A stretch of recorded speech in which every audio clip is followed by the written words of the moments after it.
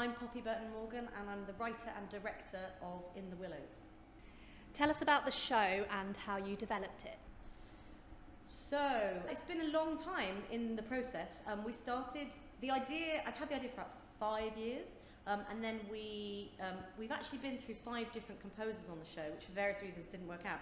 But the amazing 𝗕𝗂𝗧𝗵𝗫 𝗫𝗂𝗫𝗍 and 𝗵𝗫 𝗧𝗵𝗲 joined us in 2017, which is not that long ago, and we wrote it in a kind of flurry over about 6 months, and then we did a 2-week workshop, and then it won this competition for new musicals and had an entire production in Denmark, which we all flew out to Denmark to see. It's very glamorous, and then we went into rehearsals for this production in January.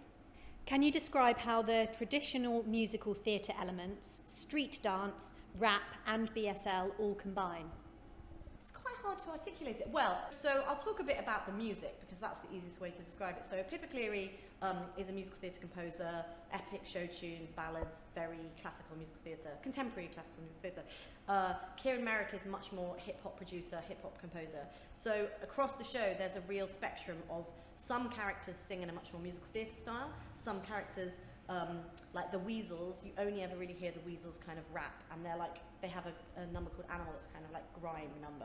And then you've got characters that meet in the middle, like 𝗵𝗧𝗵𝗫, who sings these beautiful soaring ballads, but then kind of slips in and out of rap as well. So there's sort of something in it musically, there's something in it for everyone, and the same thing with the dancing.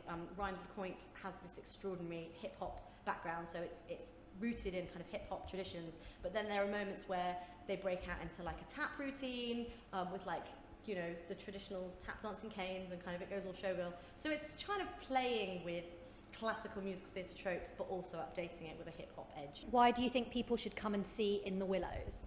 There are so many different aspects of it that people relate to.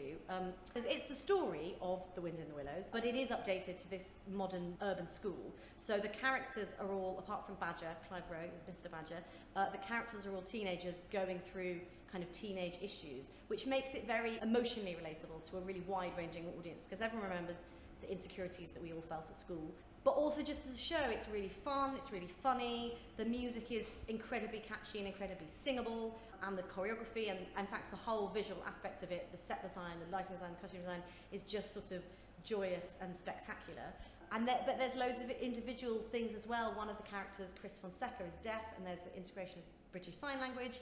There's also a lot of queer positive messaging in it. So there's something for everyone. The show is set in a school, so what was your favourite subject in school and why? Oh, my favourite subject of school. I mean, I did always know I was going to go off and work in theatre, so I do have to say drama. But I did have a really inspiring English teacher called Miss Vernon. If you're watching this, Miss Vernon, hi. I mean, this was 20 years ago, who really believed in me as a writer. And I actually came to writing kind of as professionally relatively late. But all throughout my career as an actor and then a director and then a writer, I had this little voice on my shoulder of my old English teacher saying, you should write, you're a really talented writer. So I've sort of, the character of Mr. Badger, who Clive plays, is largely based on my inspiring English teacher. So come see the show, Miss Vernon, wherever you are. What lesson do you think the show teaches its audience? Well, there are so many lessons in the original story about kind of friendship and the power of friendship, which I think people are often surprised by how faithful we are to the original story, because it's a story I grew up with. So the adaptation was very lovingly done. So I think that idea of the friends that you make allow you to overcome quite difficult, you know, life's difficulties. So yeah, love wins, friendship wins. That's the main lesson.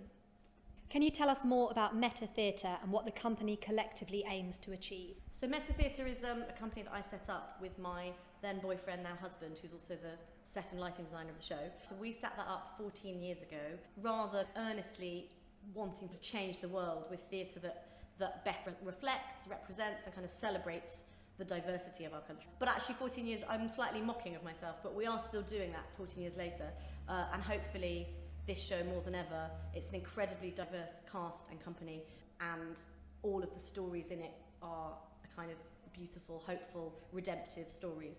So that's what we set out to do. We're still doing it 14 years later.